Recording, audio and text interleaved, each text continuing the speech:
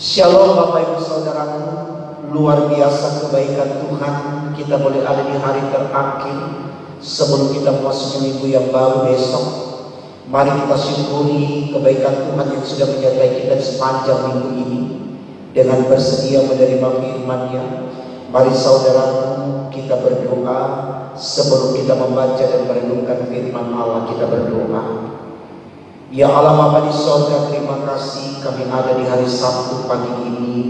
Sebelum kami melangkah menyusurinya dengan aktivitas yang ada, kami datang kepadamu untuk menerima firman-Mu, karena percaya firman-Mu ini akan menjadi kekuatan bagi kami untuk bisa melakukan hal-hal yang baik seperti yang Kau inginkan. Tolong kami Tuhan dan berfirman-Lah, karena kami telah sedia mendengarkannya. Demi Yesus Tuhan kami. Amin. Bapak Ibu Saudaraku, bacaan Alkitab kita di pagi ini sesuai dengan sabda bina umat diambil dari kitab Kejadian 14 ayat 17 sampai 20. Demikian firman Tuhan. Pertemuan Abram dengan Melkisedek. Setelah Abram kembali dari mengalahkan Kedorlaomer dan para raja yang bersama-sama dengan dia, maka keluarlah Raja Sodom menyongsong dia ke lembah Salim yang milik raja. Melkisedek Raja Salem membawa roti dan anggur. Ia seorang imam Allah yang maha tinggi. Lalu ia memberkati Abram, katanya, diberkatilah kiranya Abram oleh Allah yang maha tinggi, pencipta langit dan bumi, dan terpujilah Allah yang maha tinggi yang telah menyerahkan musuh ke tanganmu. Lalu Abram memberikan kepadanya 1/10 dari semuanya. Saudaraku, tema khotbah kita di Sabtu pagi ini dituliskan demikian: perjumpaan yang saling memberkati. Perjumpaan yang saling memberkati. Saudaraku, saya sangat yakin tidak ada satupun di antara kita yang tidak ingin berjumpa dengan orang yang baik. Baik ketika kita berteman, kita menginginkan teman kita itu orang yang baik. Baik ketika kita bekerja, kita menginginkan teman kerja kita itu orang yang baik. Baik ketika kita belajar, kita menginginkan teman belajar kita itu orang yang baik, atau apa saja. Artinya, dengan kita memiliki teman yang baik, tentu itu menjadi sarana baik juga bagi kita untuk menghasilkan sesuatu yang baik. Tapi saya juga mau bilang saudaraku, ternyata kalau kita mengevaluasi hidup ini, tidak sedikit juga orang yang ingin menjadi teman yang jahat. Betul atau betul Bapak Ibu? Maaf, mudah-mudahan saya salah ya. Artinya saya dan Bapak Ibu selalu ingin menjadi orang yang baik untuk kita temani.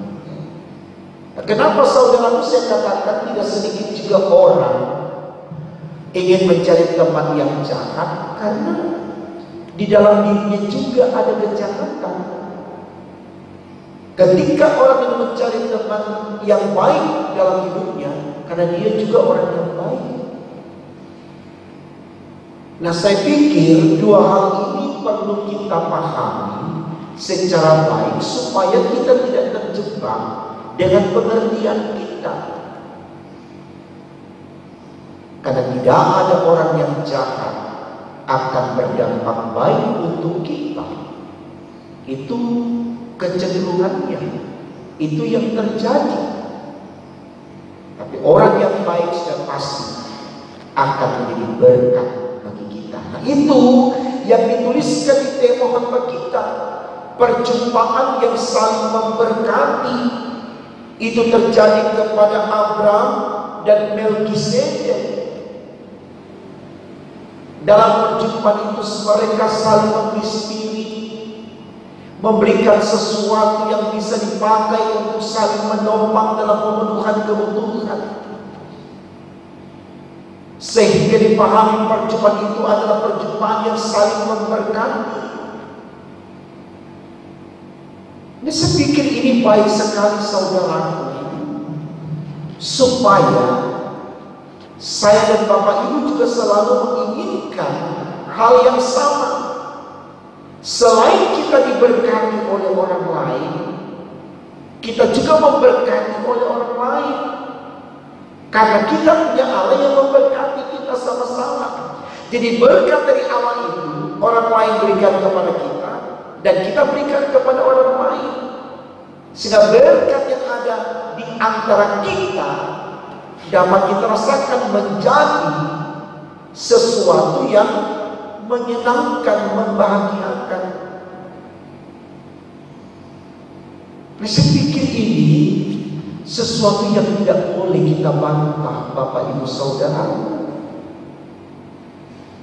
Artinya, mari kita belajar hanya untuk tidak hanya meminta, tapi juga bersedia untuk memberi,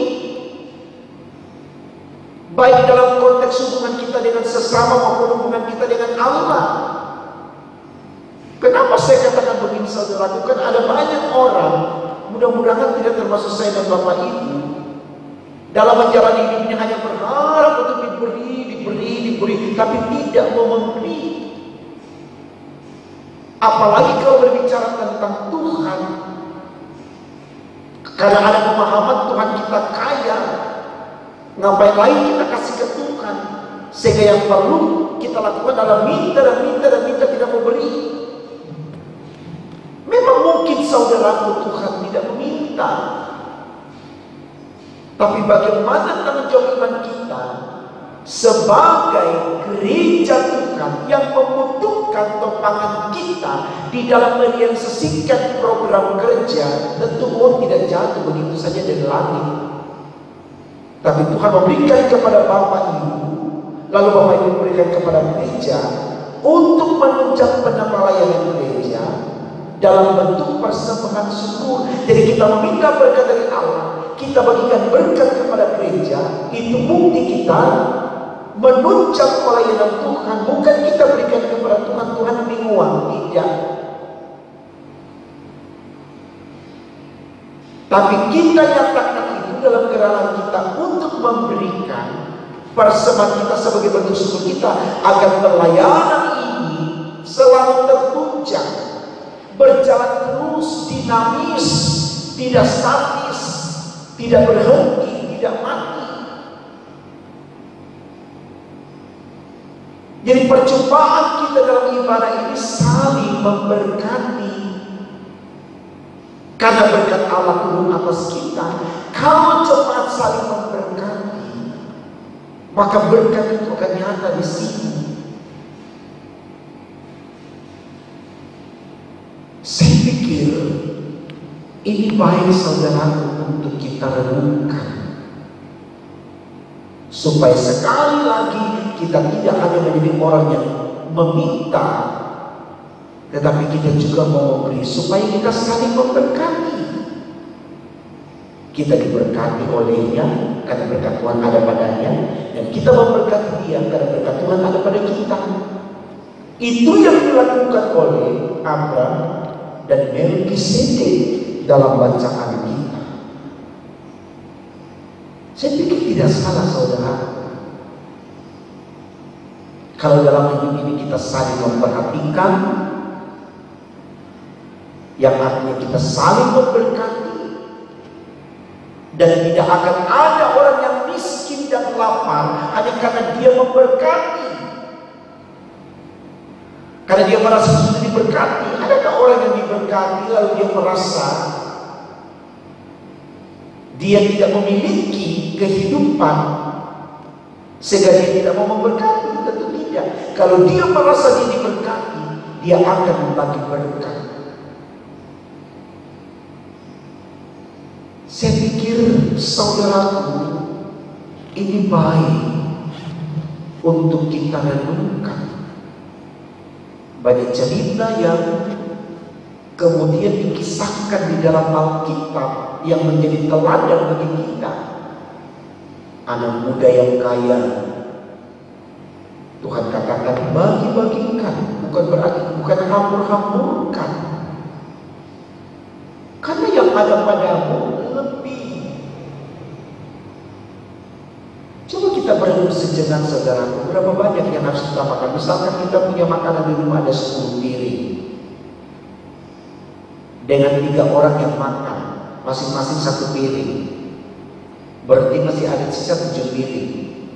Kalau kita simpan yang 7 piring ini hanya karena kita tidak mau berikan kepada orang yang membutuhkannya, lalu menjadi basi, apakah kita berkata lebih baik dia basi daripada saya kasih orang? Coba. Kecuali saudaraku kita cuma punya 3 piring dan hanya 3 orang yang membutuhkan, lalu ada yang meminta, lalu kita berikan 3-3-nya dan kita tidak makan. Tidak demikian. Tapi kalau ada, kenapa tidak? Dan jangan untuk membeli kita pergi mencuri supaya kita bisa beli. Yakinlah kalau kita tidak punya, kita katakan, saya tidak punya, tapi saya yakin Tuhan akan berikan kamu dengan cara Tuhan lewat orang lain. Bersabarlah.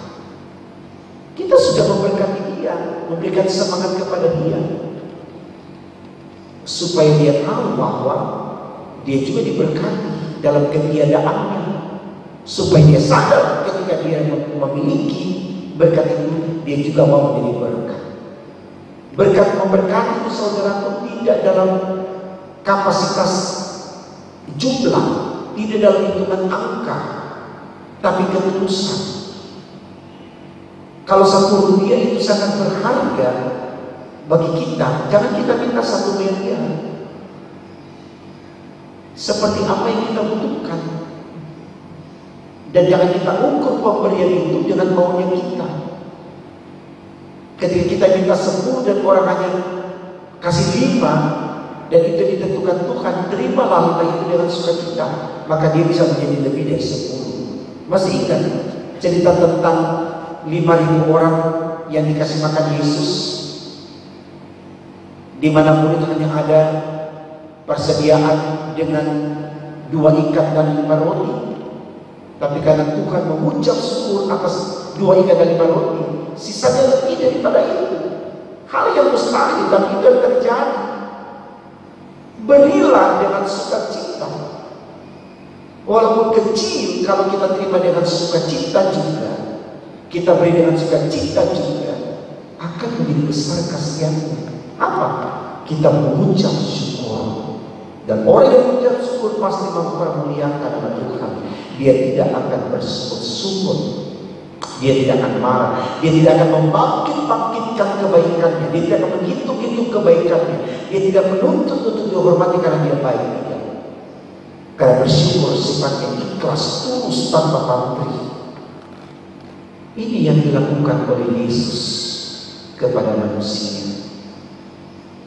Mari saudara, lewat khotbah di pagi ini, kita mau berjumpa dengan orang lain, siapapun dia, untuk saling memberkati. Karena ini yang Tuhan inginkan. Karena kita semua sudah diberkati oleh Allah, maka kita harus juga mau memberkati orang lain dengan cara yang tepat dan benar.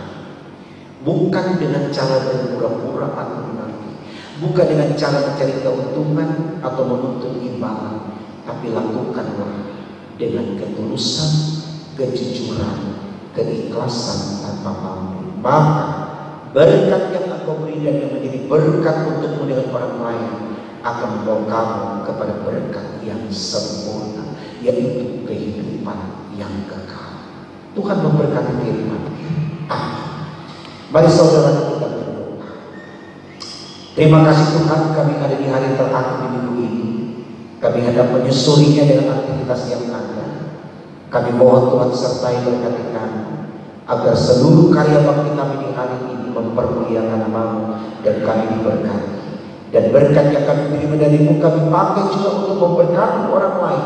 Sebagaimana tema khotbah kami, setiap perjumpaan kami dengan orang lain adalah perjumpaan yang saling memberkati. Karena itu Tuhan, kami mohon Engkau terus ada untuk kami, agar kami selalu sadar bahwa kami ini adalah orang-orang yang harus memberkati, supaya berkat yang datang dari Tuhan selalu nyata kepada sesama dan di dalam kehidupan manusia. Persiapkan kami masuki hari Minggu besok Tuhan, dengan iman di dalam Kristus, agar ibadah yang dilangsungkan baik lewat video streaming ataupun juga live streaming ataupun juga lewat tata ibadah dengan khotbah dan doa syafaat lepas, semua kami lakukan dengan penuh sukacita, baik di Bukit Harapan Surabaya, di gereja-gereja yang lain atau dimanapun berada. Kami serahkan hidup kami dalam tangan Tuhan, kami tahu dalam Engkau tidak ada sia-sia. Dengarkan doa kami, sempurnakan dan kabulkan, karena kami berdoa hanya dalam nama Tuhan Yesus kami yang hidup. Haleluya, puji Tuhan. Amin.